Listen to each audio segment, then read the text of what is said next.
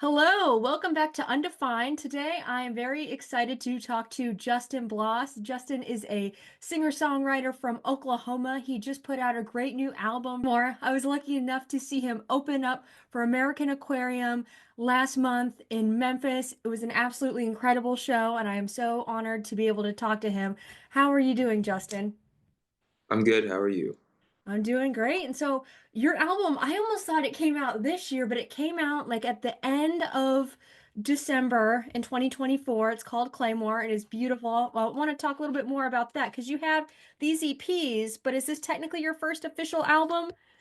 Yeah, this is the first full-length album I was able to record. Wow. And how did that come about? Because you've been writing songs for over 10 years, is that correct? Because you've been playing around Oklahoma, but this is the first time you've been able to do a full record. I think I've been writing and playing shows for 20 years. Oh, And, wow. yeah, I think this is the 20th year. I think I started when I was 16. And so I was able to get the money because of actually touring with John Moreland and American Aquarium, just extra income that I wasn't going to get, and with my normal day job and gigs around Oklahoma. So I was going to use that money to do something like this. Thankfully, it worked out. That is so awesome. And I wanted to talk a little bit more about John Moreland and American Aquarium. I noticed that you've done a lot of shows with John Moreland, and he also mentioned you in an interview. How did that, like, what was your reaction to that? Because I know, isn't he a big inspiration on you personally? Yeah, he is. He's probably my favorite songwriter. And Mhm.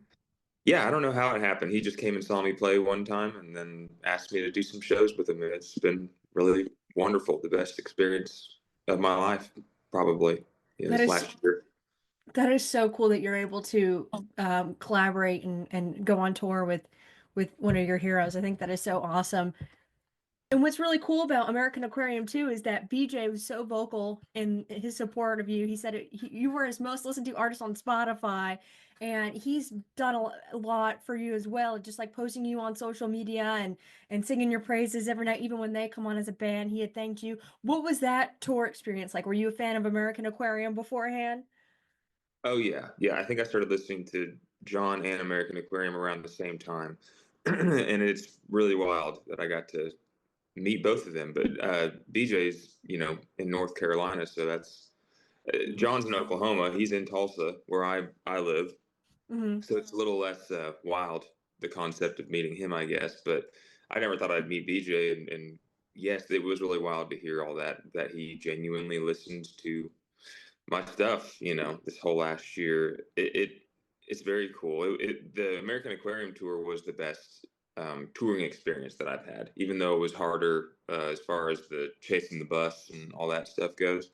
Hmm. I enjoyed the shows more than I've enjoyed any other shows that I've played, probably. Just I feel like I kind of learned how to do it a little better by the end of this year. So I felt much more, yeah, like confident and relaxed and getting to the shows, performing and doing all that.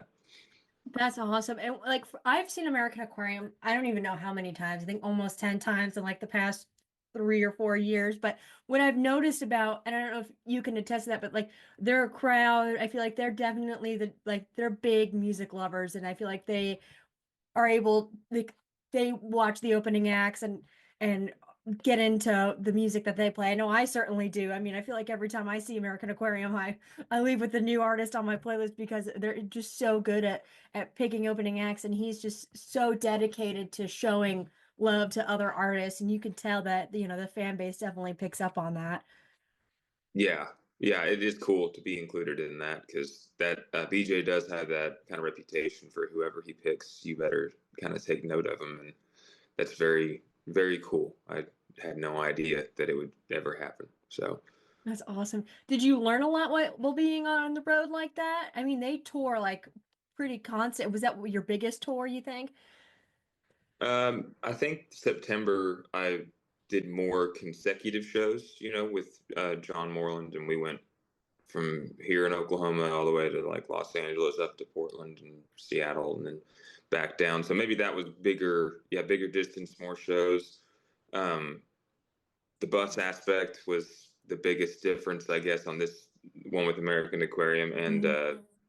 the shows were probably about the same size, but it was cool. They are two different artists and they operate completely different, and that was kind of cool to see. Just another way of doing this business, just see how different people approach it was really interesting. I learned a lot on it. So That's awesome. And I wanted to talk more about your origins as a singer-songwriter. Was music something that like you were always into as a kid? I was doing some research. I saw you didn't start writing until you were about in your teens, but like did you always have an interest in guitar? Were you always listening to music, or did that not happen for you until you were a little bit older? yeah, no, I was probably like 15 or I think, yeah, eighth grade, 15, 14, something like that.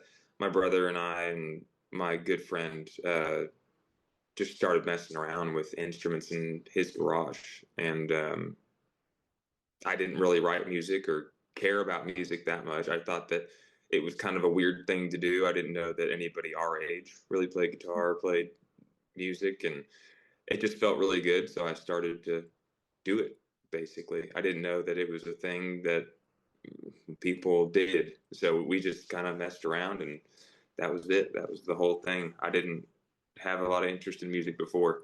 So Wow. And did you teach yourself how to play guitar, or did you get lessons? my friend that had the garage, he was a drummer. He also played guitar, and he taught me how to play a couple of Green Day songs. And that was it. Just some power chords and Yeah. learn how to do it. So And once you get the power chords done, you can do so many songs, especially from the early 2000s, that pop punk. yeah, Play all of Green Day, all of Blink 182. uh-huh. So, was that the kind of music that you were listening to? Like, was there a moment for you where was there like a certain group of artists or album that you listened to where it like really clicked for you that you had a passion for it? Like, what were some of your inspirations? I know we talked about John Moreland, but specifically growing up too, like what really like struck a chord with you? I think that it was like heavier music, when I Hmm. was young. And then I wish I could remember exactly who, like the acoustic songwriters that started kind of coming into my awareness whenever I was like 17 or 18, that changed from kind of heavier music to that. I know Damien Rice was one of the earliest people that I kind of found and Hmm. really was kind of struck by it. And Bright Eyes, I Oh, think it was great. maybe before that. So I think I just started hearing the occasional, acoustic singer songwriter that was doing stuff that I found. I didn't know I could do that stuff. I thought that, they were a little too talented for me to like, emulate in any way. But yeah, I think it was probably those two are the earliest that I can think of that started making me want to play different kind of music than that, the heavy Well, stuff. kind of reminds me of my own music taste. Because when I was a teenager, I had like a big like rock pop punk phase, and then the older I got, I just got into like singer-songwriter, Americana, slower stuff, sadder stuff. So I can relate to that for sure. Yeah. There's just something about that music, and I think your music as well. It's just so authentic, and as a guitar player too, it's just so talented. It's so beautiful. I went on YouTube doing research. I watched like every live performance of yours that I could find. I was just like so moved. I really think like you just have some star power and with what you can do with your writing and with your playing, and I'm really excited to see what's next for you. I know you had a big year last year, and I think this album is beautiful. I think everybody should listen to it. I'm excited to play it on air, and I just think it's great. And I wanted to talk about the great art. This isn't the official album art, but it's close enough. This Uh-huh. is um, the beautiful illustrations that you have. I got this on a postcard. I don't have the record yet, but I am Yeah. going to pick it up. So I wanted to talk about how did you get that done? I just think it's stunning, and I love it. Yeah, that's my girlfriend, Alexis Labou, is an illustrator, and she did pretty much all the artwork for, I think, except for my T-shirt design that I had on this tour. Everything was done by her. So she's kind of, I guess, my favorite illustrator, my, the person that I trust a lot with that involved in with my music. So Mhm. she is a good listener and a talented person, and listened to the album and made some art for it, and that's it. So Wow. Did you give her any prompts or did you just play it for her and then she just kind of came up with that? no, she was messing around with different stuff before the album was close to done. We've been both listening to this thing for probably like a year of just Uh-huh. different like tracks, deciding what we were going to put on it. So she's had plenty to to listen to, and but yeah, she's just always doing some beautiful illustrations, and that the water lady, is kind of what I Mhm. call her. It just really, I liked it a lot. So then she took that postcard design and made the album cover off of that. But it really, she kind of just enhanced it and added more to it. So That's so awesome. Yeah. And it fits the vibe of the album too. Like I think yeah. it matches really well. She did a great job on that. And the album has 9 songs and you said there was a few that you were trying to figure out what made it and what didn't. So how many songs did you start with and how was that process like for you kind of cutting it down? What made you decide on the batch that you did? Um. So I recorded just like a couple of days of live tracks, like the acoustic and vocal on the album. I did maybe just like 10 or 11 songs, and then took it to another studio to try to build on top of it. And maybe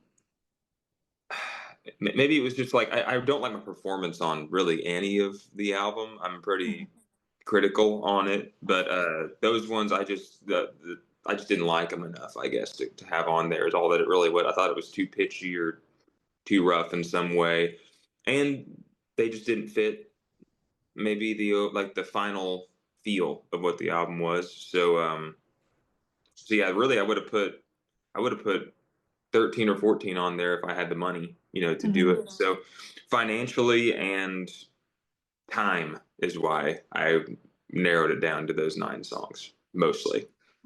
And what does this album kind of mean to you? Like the vibe and the inspiration, was it something that you've been working on for a while? I know it's a big deal that you were able to go and record that. How is that like for you? And when you think of that body of work, what does it mean to you? It was probably just I don't think any song on there is more than like a year and a half or something old. Wow.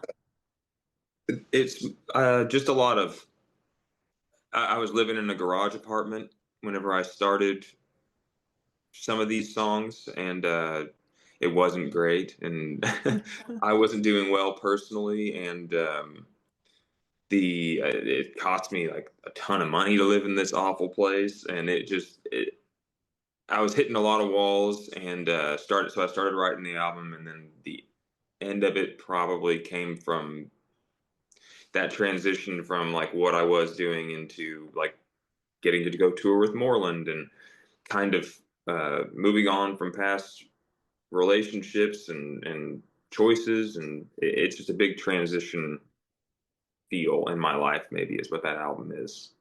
It's trying to leave behind a bunch of bad habits and hopefully go down a smarter, better path. Wow, that was really well said. And I wanted to talk more about like growing up in Oklahoma and the Tulsa music scene. What does that mean to you? Like, did you go to a lot of shows growing up? I mean, do you have any just stories from you've been playing for over 20 years? How important has that been for you to go out and get out there and get your guitar? And how was it like for like the shows that you saw as well? Did you go and watch a lot of live music? Yeah, whenever I was a teenager, I would go to a decent amount of shows. We played a decent amount of shows. I moved away whenever I graduated high school for a little bit, and then wound up living in Memphis for like 5 years or so. So Wow. I've only been back in Tulsa since like 2017 or something, Hmm. and so I didn't like come up in Tulsa necessarily, I guess. But I met a lot of great folks. I started playing the open mic whenever I got back to Tulsa, and Hmm. a lot of really incredible songwriters were doing that every Monday or whatever it was, and I think that I became a songwriter because of that. But I was like 20, I don't know, 27 or 26 at that time, so Mhm. it was. I spent the early years kind of doing that down in the like Norman, Oklahoma, where I was going to college, and then in Memphis, I guess. But Tulsa taught me a lot about songwriting. It is very important to all of this growth, I think. I mean, there's so much good music out of Tulsa and Oklahoma. I mean, John Moreland is a great example of you. I really like the Turnpike Troubadours that are from Oklahoma too. And I think there's just such a good music scene there. And I think it would probably super cool to be able to go near all that. I really want to go to Tulsa. I was just talking to my mom, like, we need to go there and see a show. I want to go to Canes. Oh yeah, yeah, definitely go to Canes. That's on the bucket list. Hmm. Yeah, and living in Memphis, did you play around in Memphis too, or were you not doing music as much? I live in a small town in Mississippi, but I live like an hour and a half from Memphis, so we go there for shows quite a bit. Yeah, I played pretty frequently in Memphis for pretty much the entire time that I lived there. So yeah, I loved it, and also played in Oxford every once in a while with a band, and then um, Tupelo every once in a while. So yeah, I was around the area a little bit, Did you and play the Blue Canoe? I played the Blue Canoe once. Uh, Yeah, yeah, it was great. I loved it. I had a good time there. you should come back.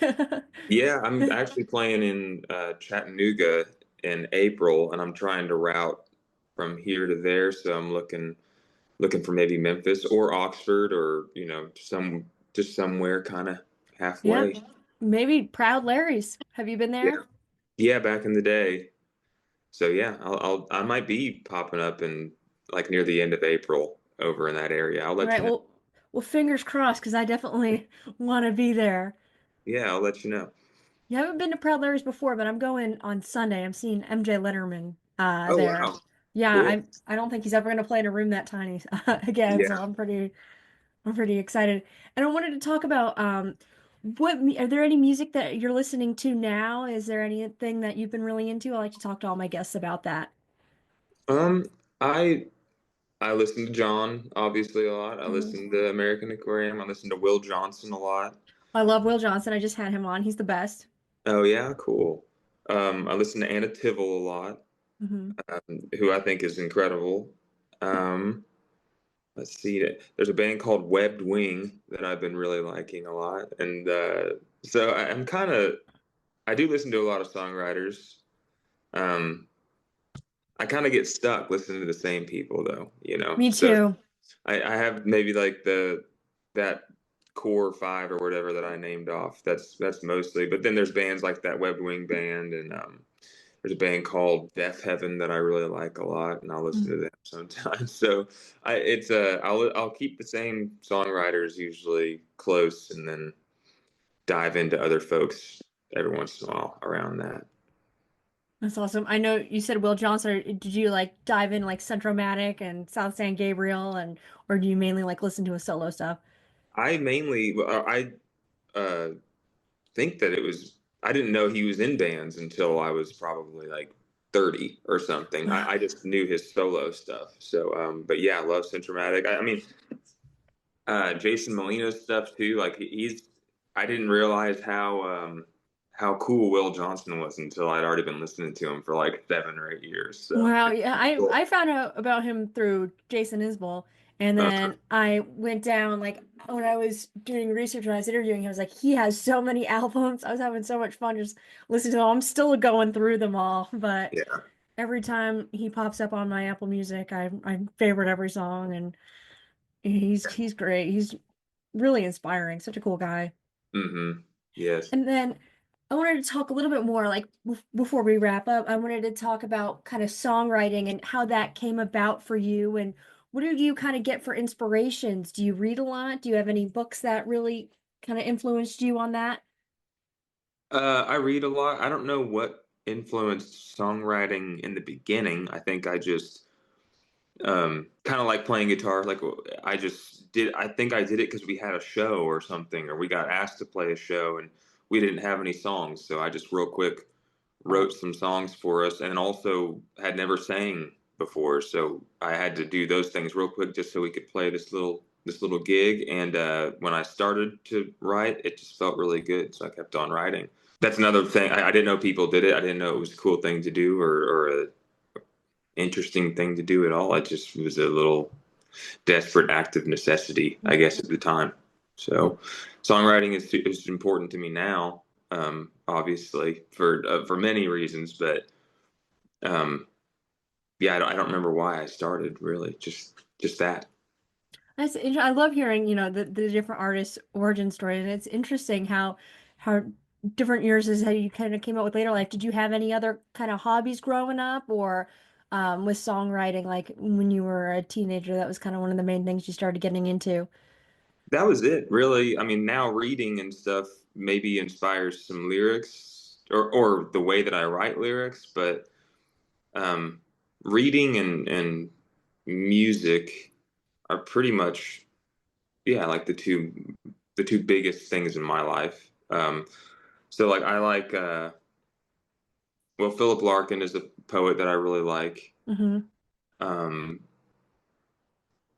I'm trying to think of, like, I'm reading a Haruki Murakami book right now. Been trying Wow. to finish it for a while. I keep on getting pulled away, but love him.